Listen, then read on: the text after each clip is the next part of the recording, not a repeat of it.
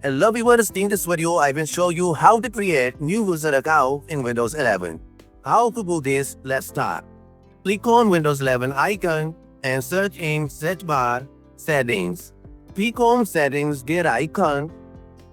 On this window you will find here on the left side Account option. Now on the screen, scroll down this window, you will find here Other User Account option. Other user, click on it. Now you will find here Add Account option. Click on this button. A pop-up window will appear. Now click on I don't have this information. Sign in. Now you will be redirected to a new window.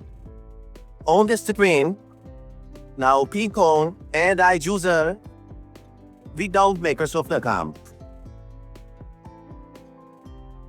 On this window, you can write the name of your account.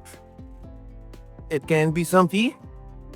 And now enter the password for your PC or laptop and re-enter the password there. Now for the security purpose, select the security questions from here. Select any question and write the answer. Same way, select second question and third also, and press next button. You can see here a new user account has been created. These easy and simple steps that you can follow to create new user account in Windows 11. Also, this video will be helpful for you. See you another video. Goodbye.